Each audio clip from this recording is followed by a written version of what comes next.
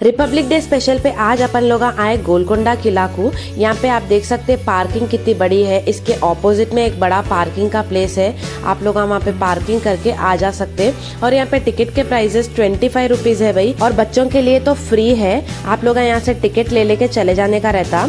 और यहाँ पे और ये वीडियो में सबसे खास बात क्या है बोले तो लाइट शो है नहीं, 25 जनवरी और 26 जनवरी के दिन 6:30 और 7:30 का 2 शो थे। 25 के दिन तेलुगु और इंग्लिश में था, और 26 के दिन जिस दिन मैं गई थी वहाँ पे हिंदी और है नहीं इंग्लिश में था।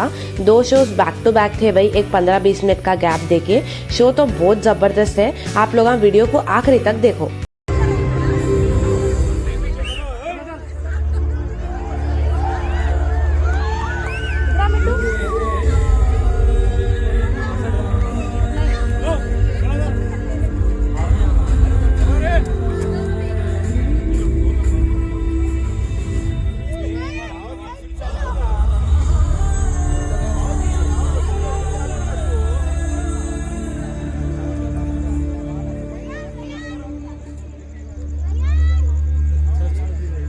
मुझे इतिहास कहते हैं। ऊंची मीनारों में, मोटी दीवारों में, महलों की रंगत में, महफिलों की संगत में मैं हूँ। मेरा जिक्र है। निहार रहा हूँ गोलकुंडा को। बड़ी दिलचस्प है इसकी भी दास्तां। आइए दिखाता सुनाता हूँ।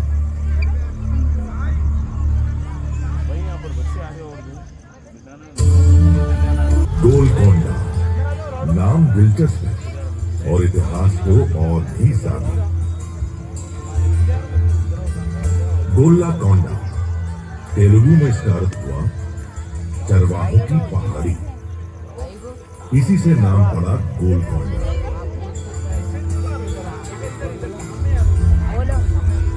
पास में एक पुरानी बस्ती थी, नाम था मंगलावरम।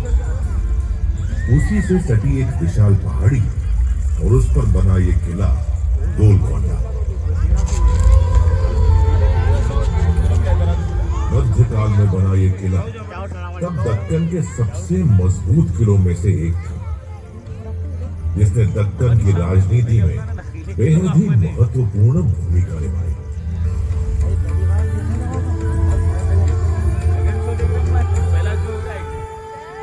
सदी 12वीं थी।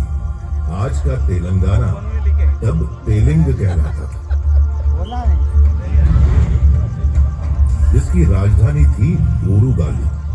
शासक थे काकतीय राजा। गोलकोंडा तब उन्हीं काकतीय राजाओं के अधीन आता था। काकतीय यहाँ के मूल हिंदू शासक थे और अपने समय में बेहद शक्तिशाली थे।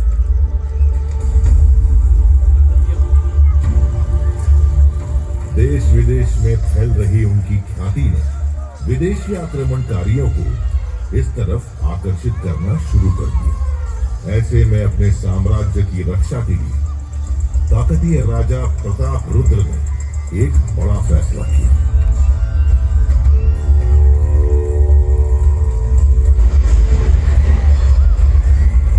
मैं काकतीय नरेश प्रताप रुद्र गोलकुंडा दुर्ग को और सुदृढ़ करने का आदेश देता हूँ। ऐसा होने से ये दुर्ग देवगिरी की ओर से होने वाले आक्रमणों से निसंदेह हमारी रक्षा करेगा और शत्रु को मुंह तोड़ प्रत्युत्तर देने में हम अत्यधिक सक्षम होंगे।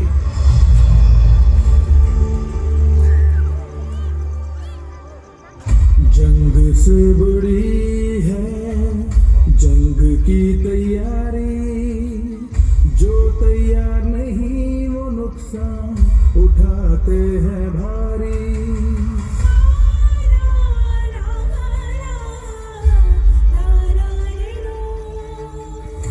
जंग से बड़ी है जंग की तैयारी, एकजुट रहे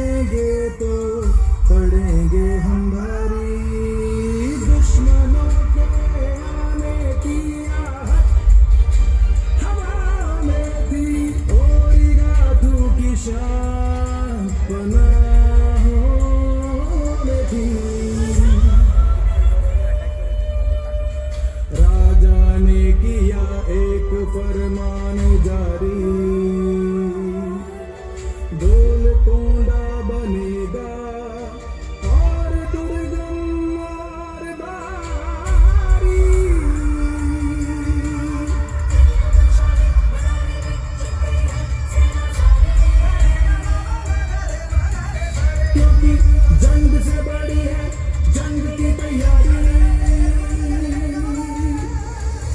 जंग से बड़ी है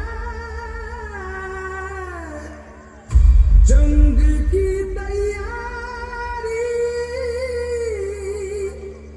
जो तैयार नहीं कदम सा उठाते हैं भारी।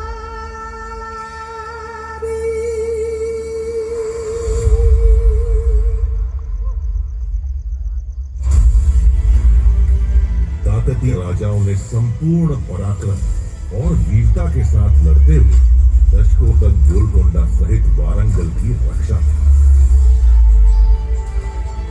काकतीय साम्राज्य की समाप्ति के बाद मुसुनूरी प्रोलया नायक जैसे बहादुर स्थानीय शासकों ने भी पूरे पराक्रम से लड़ते हुए अपने राज्य से आक्रमणकारियों को खदेड़ दिया। लेकिन आखिरकार वारंगल के सुरक्षा चक्र में सेंध लग गई।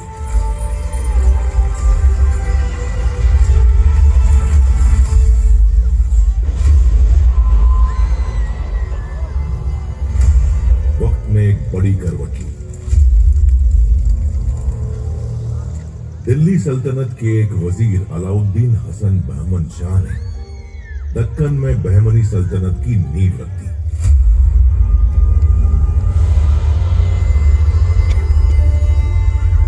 बहमन शाह वारंगल फतह करने का ख्वाब लेकर गोलकुंडा की ओर कूच कर गया। लेकिन उसका सामना हो गया वारंगल साम्राज्य के शासक प्रोलया नायक के उत्तराधिकारी मुसुनूरी कपया नायक से, जिन्होंने संपूर्ण शौर्य और साहस के साथ युद्ध करते हुए गोलकोंडा से आक्रमणकारियों को खदेड़ दिया और किले पर दोबारा कब्जा जमा लिया।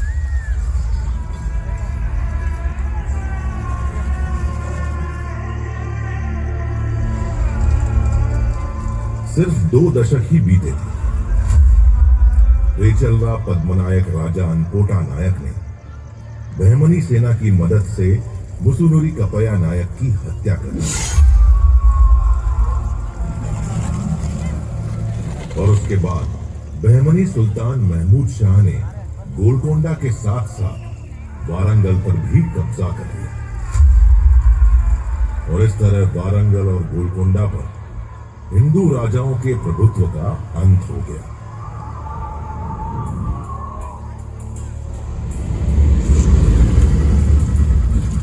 मैं इतिहास वक्त के इस मोड़ पर एक बड़े बदलाव की आहट को महसूस कर रहा हूं।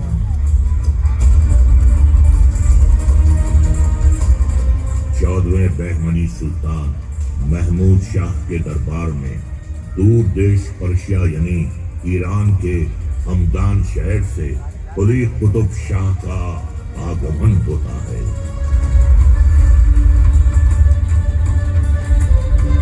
कुली कुतुब शाह बहमनी सल्तनत का अहम सूबेदार बन जाता है। काबिलियत ऐसी कि 7 साल में ही उसे वारंगल का कुतुब उल मुल्क यानी गवर्नर बना दिया जाता है। गोलकुंडा की जागीर सौंप दी जाती है।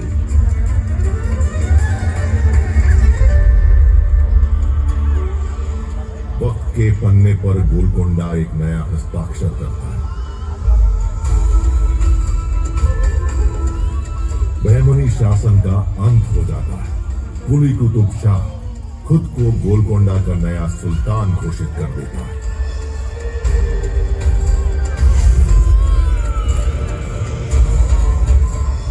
मैं कुली कुतुब शाह खुद को सूबाए तेलंगाना का सुल्तान घोषित करता हूं।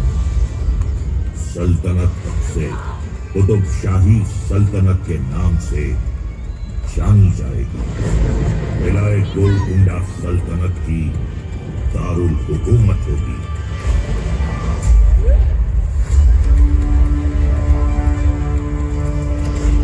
सुल्तान कुली कुतुबुल मुल्क के साथ ही तेलंगाना में कुतुब शाही सल्तनत की नींव पड़ गई।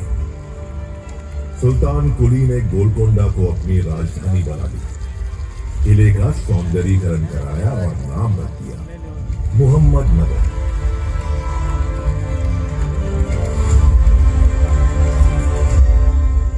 कुतुब शाही सुल्तानों ने योजनाबद्ध तरीके से किले में कई महल, बाग, मस्जिद और सार्वजनिक उपयोग की कई इमारतें बनवाई।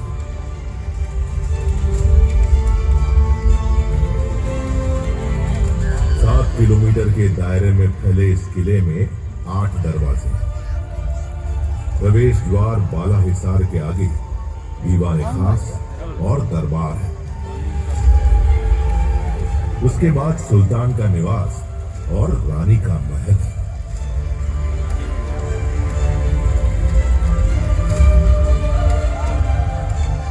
इन सबसे परे है महाकाली मंदिर, जहां अब भी हर साल बड़ी धूमधाम और धार्मिक हर्षोल्लास के साथ आयोजित होती है लोकप्रिय बोनालू जात्रा।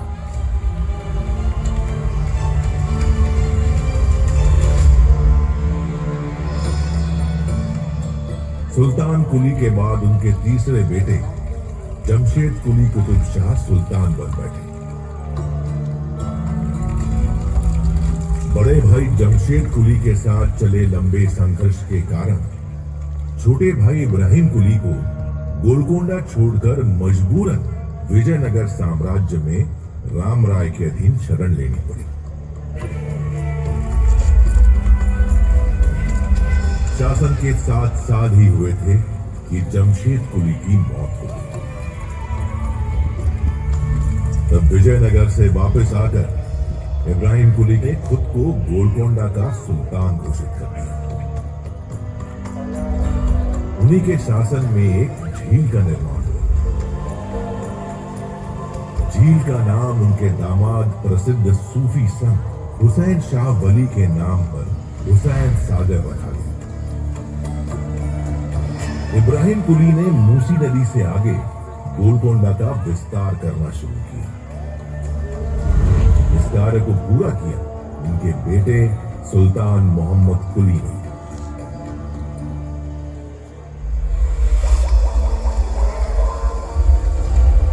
फारसी और दक्कनी साहित्य के अलावा तेलुगु भाषा से भी सुल्तान इब्राहिम का गहरा लगाव था।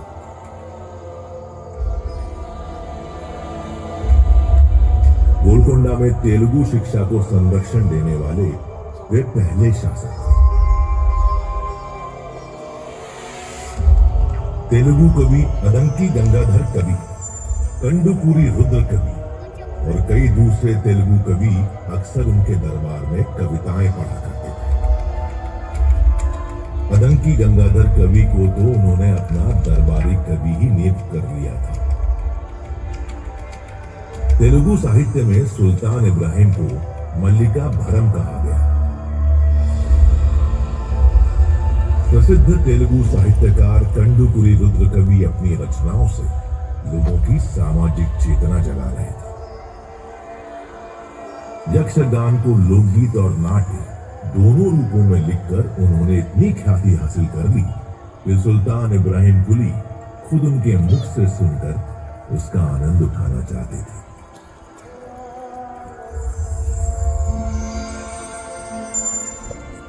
इब्राहिम कुली कुतुब शाह के पुत्र हुए मोहम्मद कुली। किशोरावस्था में ही मोहम्मद कुली की मुलाकात हुई मूसी नदी के उस पार चिचलम गांव की भागमती से। दोनों का प्रेम परवान चढ़ने लगा।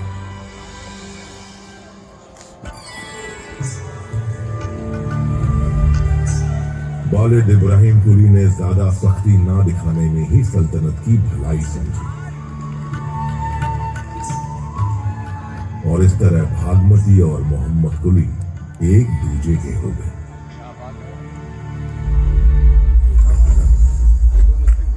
इब्राहिम कुली कुतुब शाह का इंतकाल हो गया।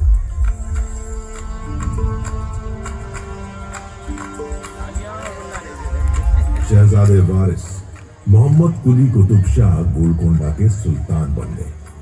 उम्र थी मात्र 14 साल।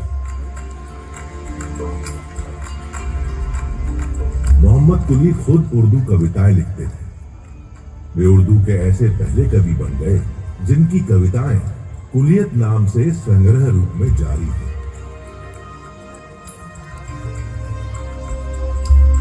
वास्तुकला की इस्फहानी शैली का प्रयोग करते हुए मोहम्मद कुली ने शहर हैदराबाद बसाया। ईस्वी सन 1591 में चार कमान प्लाजा के बीच विश्व प्रसिद्ध चार मीनार की तामीर करवाई। 11 सुंदर बाग लगवाए और शहर का नाम दिया भागनगर।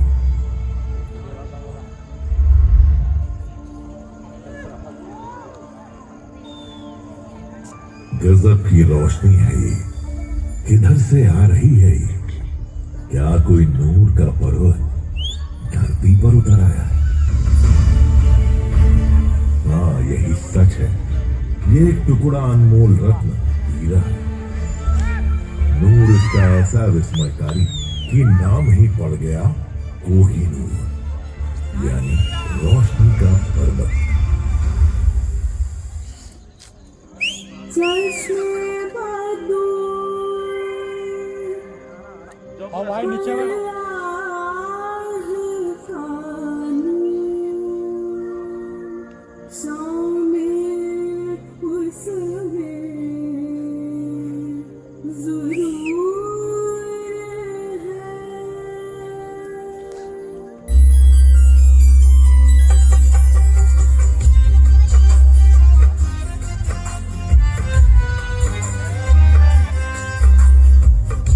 चश्मे बदूर अल्लाह का नूर शामिल उसमें जरूर है।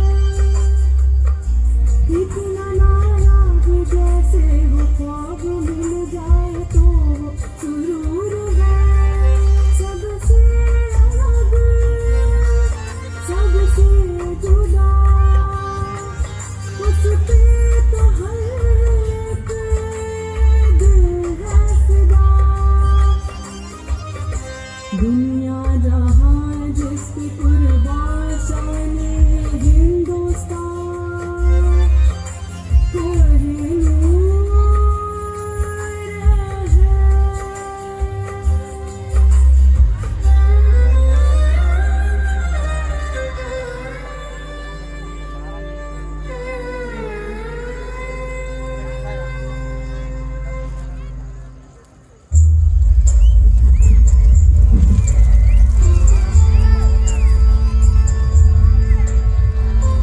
मोहम्मद कुली के बाद सुल्तान बने उनके दामाद मोहम्मद कुतुब शाह ने हैदराबाद में मक्का मस्जिद का निर्माण करवाया।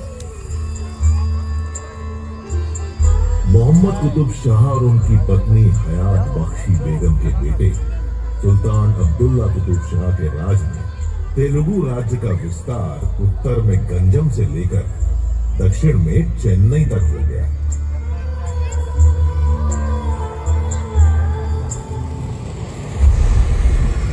इसी बीच मुगल बादशाह शाहजहां का बेटा औरंगजेब दिल्ली से आकर दक्कन साम्राज्य का गवर्नर बन बैठा। अभी मौका मिलते ही वो गोलकोंडा पर चढ़ाई कर दी।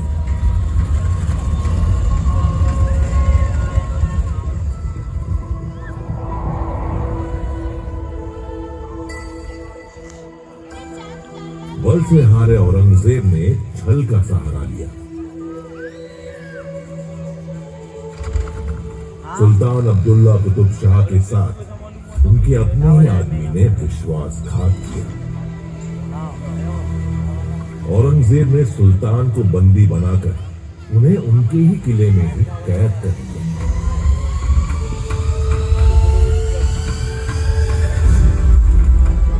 एक रणनीति के तहत अब्दुल्ला कुतुब शाह की मां हयात बख्शी बेगम ने औरंगजेब के सामने एक संधि का प्रस्ताव रखा।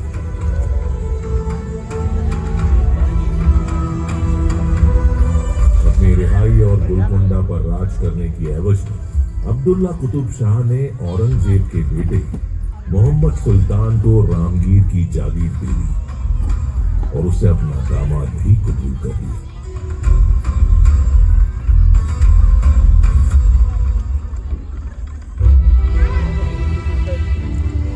अब्दुल्ला कुतुब शाह के इंतकाल के बाद गोलकोंडा के नए सुल्तान के तौर पर तानाशाह के नाम से प्रसिद्ध उनके दामाद अबुल हसन की ताजपोशी हुई।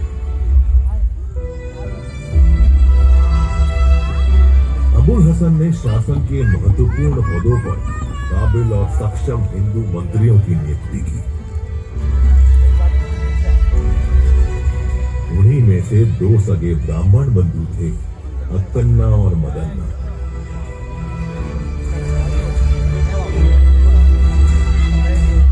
अबुल हसन के राज में मराठा अधिपति छत्रपति शिवाजी महाराज ने 2 बार गोलकोंडा का दौरा किया।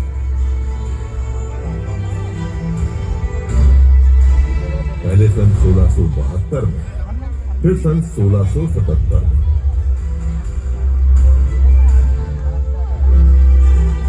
औरंगजेब की बदनीयती को भांपते हुए छत्रपति शिवाजी महाराज ने औरंगजेब के खिलाफ लड़ने में अबुल हसन की भरपूर मदद की।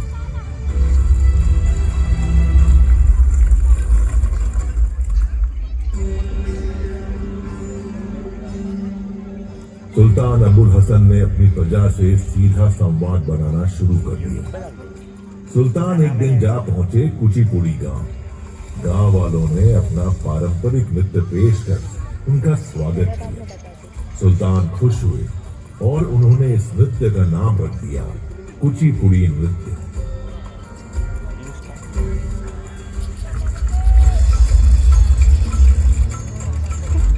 मदन्ना के भतीजे कनचरला गोपन्ना को भद्राचलम का तहसीलदार नियुक्त किया गया। भगवान श्री राम के अनन्य भक्त कनचरला गोपन्ना ने भद्राचलम में रामचंद्र मंदिर के जीर्णोद्धार में राजकीय खजाने की कुछ रकम खर्च कर दी। इस बात से खफा अबुल हसन तानाशाह ने उन्हें गोलकोंडा किले में कैद कर दिया। कहते हैं तब स्वयं भगवान श्री राम सुल्तान अबुल हसन के सपने में प्रकट हुए और उन्होंने चोरी की रकम के बराबर स्वर्ण मुद्राएं सुल्तान को देकर अपने भक्त कनचरला गोपन्ना को रिहा करा लिया।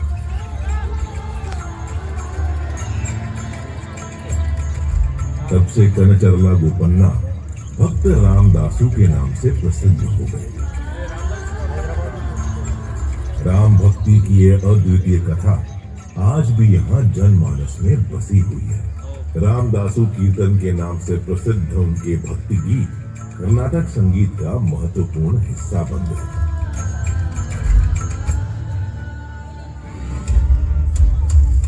अबुल हसन तानाशाह मुगलों से लड़ने में बीजापुर की मदद कर रहा है और हिंदुओं को मंत्री बना रहा है। इन सब बातों को सुनकर मुगल बादशाह औरंगजेब आग बबूला हो गया।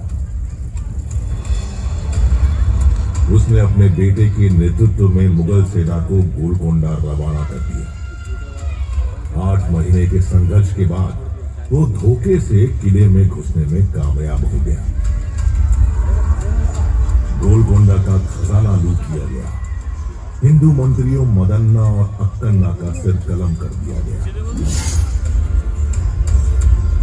इतना ही, अबुल हसन तानाशाह को दौलताबाद किले के काला महल में कैद कर दिया गया।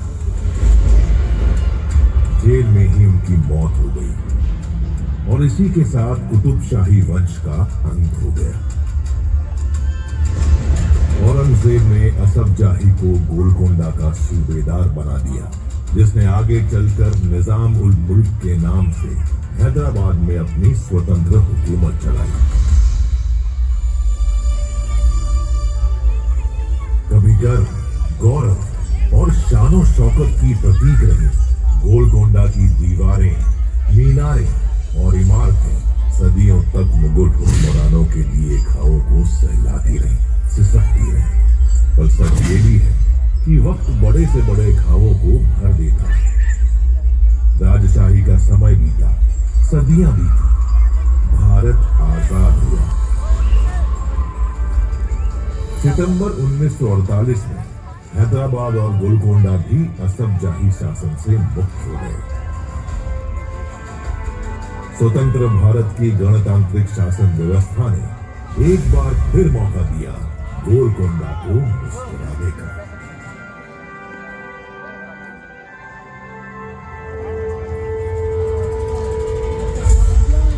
मैं इतिहास वक्त के ऊंचे मीनार पर बैठा निहार रहा हूं गोलकोंडा को। अतीत के पन्नों में झांकते हुए एक बार फिर मुस्कुरा उठा है गोलकोंडा।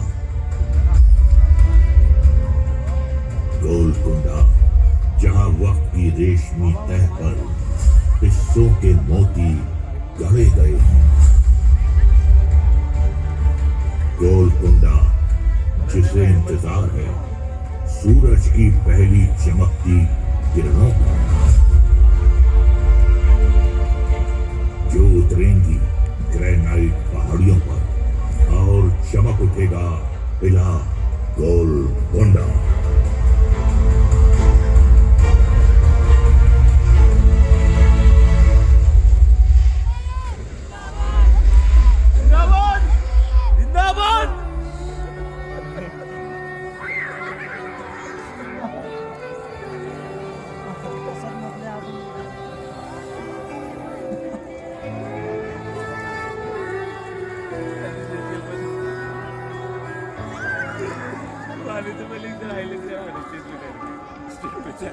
तेरे सीने में जो उभर निकलते हैं वो कोई संग नहीं, एक रंग नहीं। तेरे सीने में जो उभर निकलते हैं वो कोई संग नहीं, एक रंग नहीं।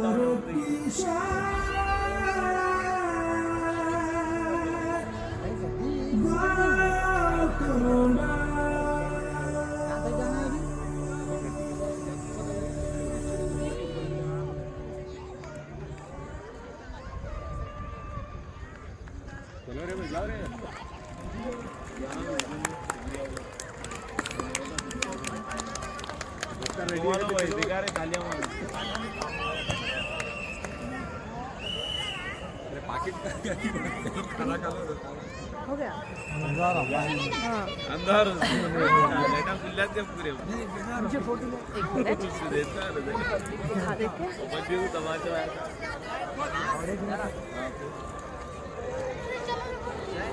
खाली आधे घंटे की मूवी में स्क्रीनिंग पे अपने को पूरा हैदराबाद की हिस्ट्री बता दिए सो है भाई, अच्छे गाने वगैरह पेश करके। मेरे को तो बहुत ज़बरदस्त दिखा। यहाँ पे लोग भी देख सकते हैं आप लोग कितना एंजॉय कर रहे थे। हैदराबाद की हिस्ट्री इतनी रिच और इतनी ज़बरदस्त है बोल के मेरे को तो नहीं मालूम था, पहली बार मालूम हुआ। ये हिंदी में है और इंग्लिश में मैं कल अपलोड करती। शो तो मेरे को बहुत ज़बरदस्त दिखा और लोग भी बहुत ज़बरदस्त आए थे यहाँ पे। आप लोगों को कैसा दिखा कमेंट में बोलो। अपन मिलेंगे अगली वीडियो में, जब तक के लिए बाय।